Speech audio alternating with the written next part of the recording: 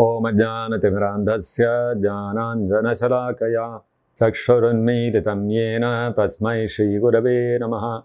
Nama Om Vishnupadaya Krishna Presthaya Bhutale Srimate Bhakti Vedanta Swaminiti Namine. Namaste Saraswate Deve Gauravani Pracharine Nirvishesha Shunyavadi Paschatya Desatarine.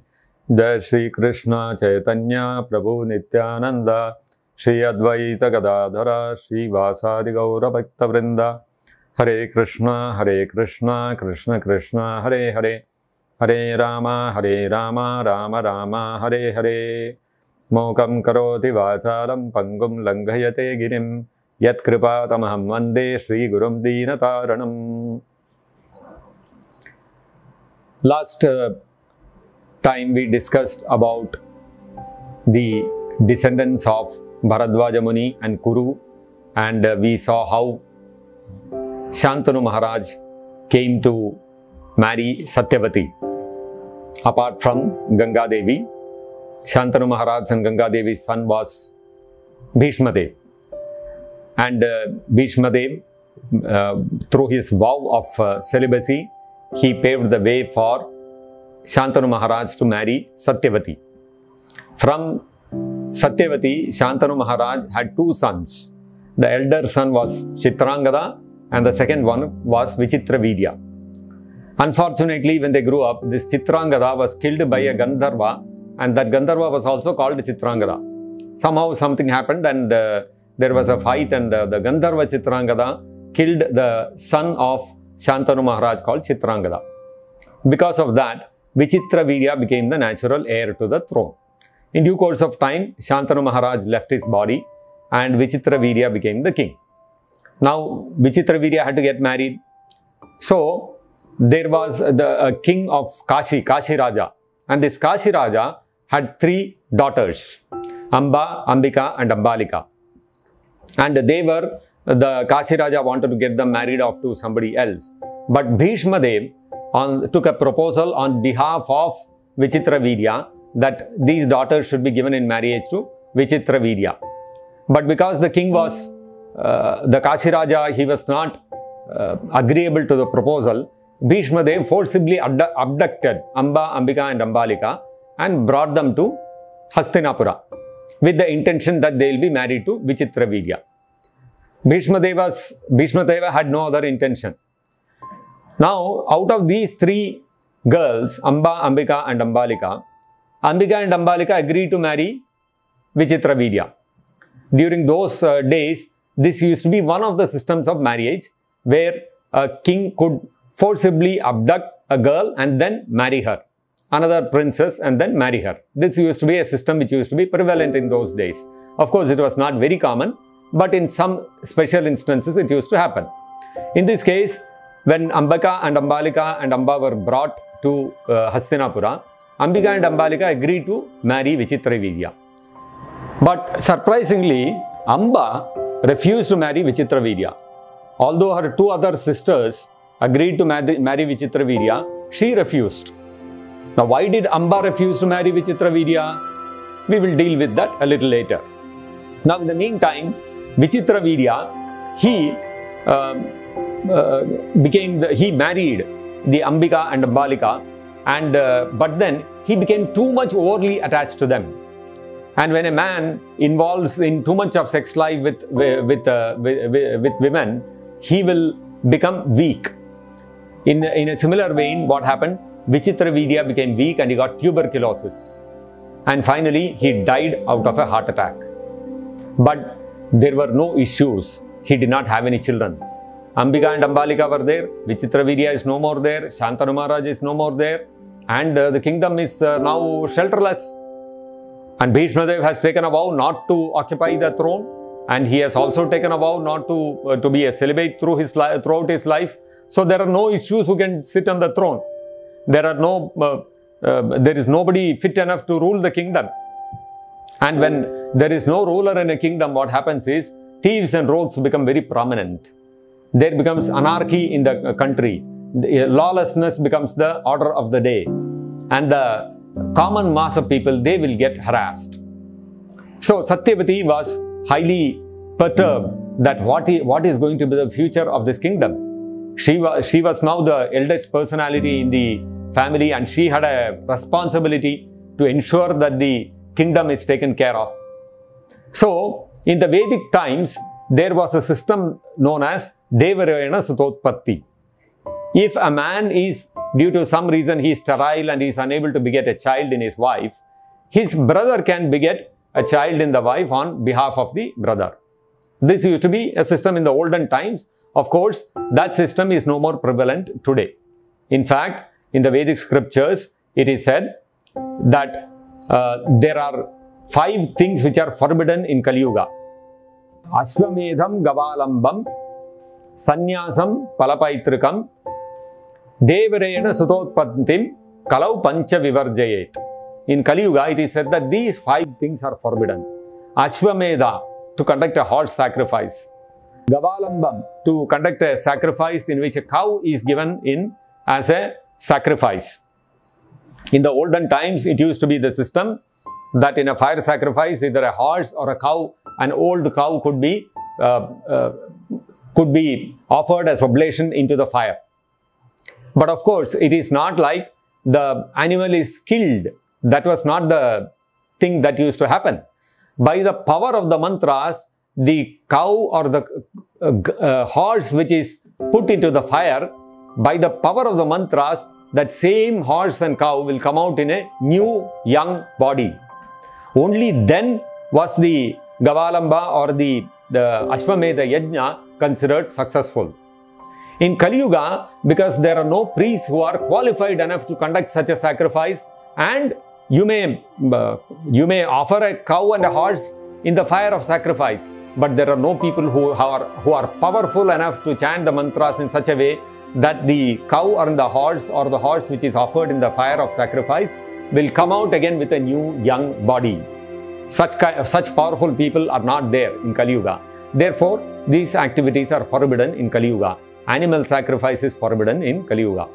Ashwamedham, Gavalambam, Sannyasam. The taking sannyas in Kali Yuga is also forbidden. Why? Because to follow the strict rules and regulations of sannyasa is very tough in Kali Yuga. Unless one is very highly powerful and advanced, he cannot maintain the ashrama of sannyasa. It is very tough and difficult. Sannyasi means he should completely be free from all kinds of association from women. He should subsist solely on Vishnu. Even in sannyasa, there are different stages. Kutichaka, Bahudaka, Parivrajaka and Paramahamsa. These are the 4 stages of sannyasa. In the Kutichaka stage, when a person takes sannyas for the first time, he stays just outside the village. And he has a small hermitage there. And the family people and the people of the village supply him the food and other necessities for him. This is the first stage of sannyas. And then when he is sufficiently renounced, after that he goes to the next stage, Bahudaka. In the Bahudaka stage, what happens is he does not stay in the same village. He keeps traveling from village to village. And whichever village he goes, he will beg for some alms in that house, and whoever gives him some alms, that is his food for the day. He cannot accumulate grains and whatever dana he gets, whatever charity he gets, he has to use it the same day. And he depends totally on the Supreme Lord like this. And then when he advances further, he goes to the next stage known as Parivrajaka. On the stage of Parivrajaka, he does not stay in any place more than a certain time, maybe 2 or 3 days. He will not stay more than that. He will keep traveling all alone through the forests. He will travel from village to village through the forests. Why? Why through the forest? Why not take some aeroplane or train and go and all that? The reason is that he has to learn to depend on the Paramatma. He has to overcome the feelings of loneliness. He has to realize that the Paramatma is constantly with him. He is his constant companion. And when he goes through the forest, he has to encounter so many wild beasts. He has to encounter various kinds of situations, unfavorable situations. Where he will sleep in the night, he does not know. Where he will get his food from, he does not know. he is totally dependent on the Supreme Lord for his existence. So this is another training for a sannyasi to learn to develop totally on the Supreme Lord. And the final stage is called a Paramahamsa, where he becomes a pure devotee and he is completely on the liberated platform. So to be able to follow all these kind of hard, strict rules and regulations, it's very tough for a sannyasi in this age. Unless and until one is highly qualified, one should not take sannyas in Kali Yuga. But of course, some personalities like Chaitanya Mahaprabhu, Srila Bhakti Siddhanta Saraswati Thakur, our own spiritual master, His Divine Grace, A.C. Bhaktivedanta Swami Prabhupada, they took sannyas.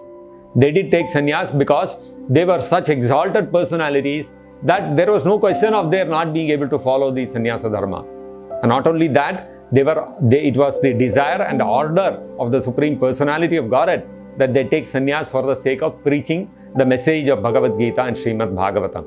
Therefore, they were highly empowered personalities and they were authorized to take sannyas. Otherwise, in the earlier ages, in the Vedic ages, Panchashordham Vanam Vrajet. Once a person has reached the stage of 50 years, he had to take up Vanaprastha and go to the forest, and by 60 years, he has to take sannyas. Sannyas was compulsory for every common man.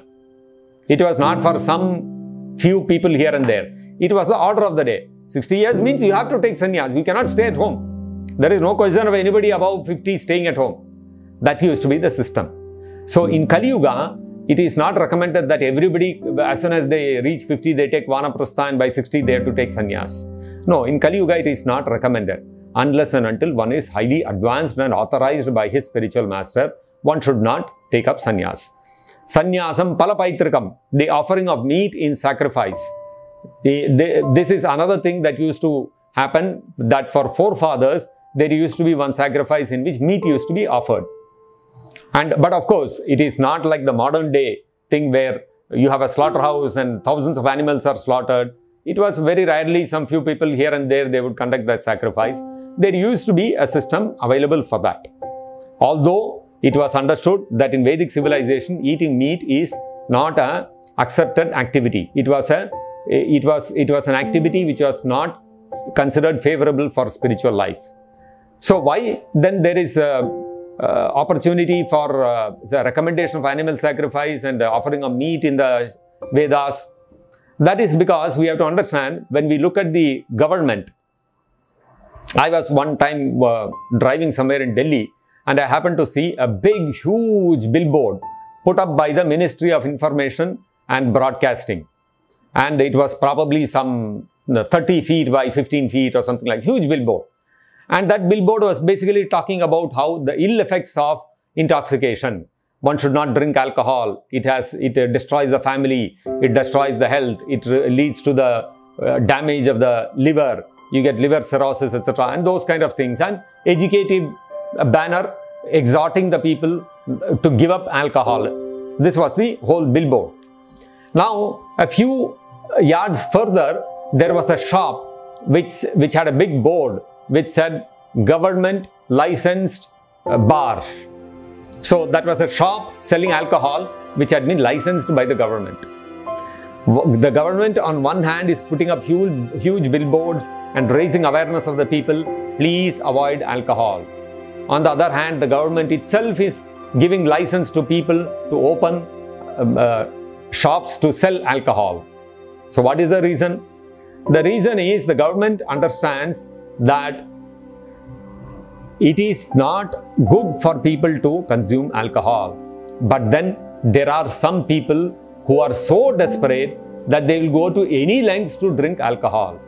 If there is a total prohibition of alcohol, then what will happen? Huge tragedies will occur. Therefore, the government says, let us restrict the sale of alcohol and keep it open in certain locations only. There are many restrictions on opening a bar. It cannot be within 1 kilometer radius of a school or a religious place. A person who is less than 18 years cannot buy any alcohol. Like this, so many restrictions are there. The person who is selling alcohol in his bar, he has to ascertain that the individual is 18 years or more, and only then he can sell the alcohol to him. And every year he has to take a license from the government to run that shop. All these restrictions are there. Now, at the same time, if I want to open a fruit shop or a vegetable shop, I don't need to take a license every year.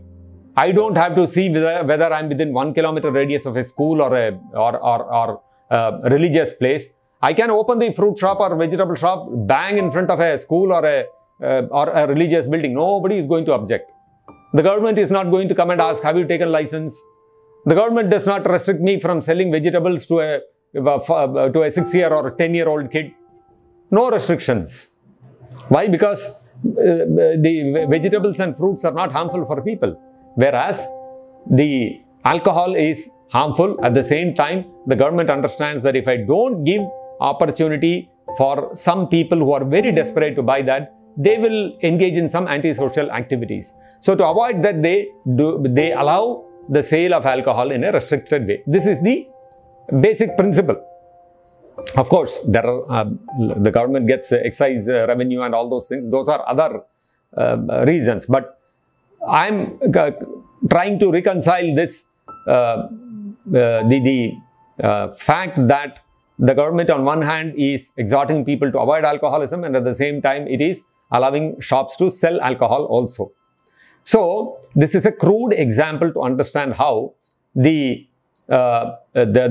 restrictions certain things may be allowed for a certain section of the people who will be desperate to do that activity anyhow or the other. In a similar way, the Vedas also understand there will be people who will be desperate to eat meat, and they will eat meat any cost. If you totally ban meat eating, then what will happen? They will slaughter animals in a clandestine manner and create havoc in the society. Better than that is have restrictions. Animals can be sacrificed only on an Amavasya. It should be done in front of Durga Devi. This kind of sacrifice has to be done. A lot of money has to be spent. All these kind of restrictions when you put, only very desperate people will go, and desperate people will know, okay, if at all I have to do, this is the way I have to do. There will be some restriction in the society, there will be some rule of the law which will be there. This is the spirit behind Vedas allowing animal sacrifice. But again, because in Kali Yuga, qualified people are not there to conduct those animal sacrifices, therefore even that is forbidden. So, and then the fifth thing that is forbidden in the Vedas is Devarena Sutotpattim. Devar means for a woman, her husband's brother is called Devar.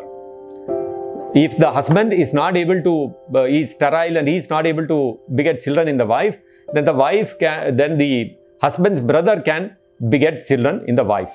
The children so begotten will be considered the child of the husband and wife only, not of the Deva.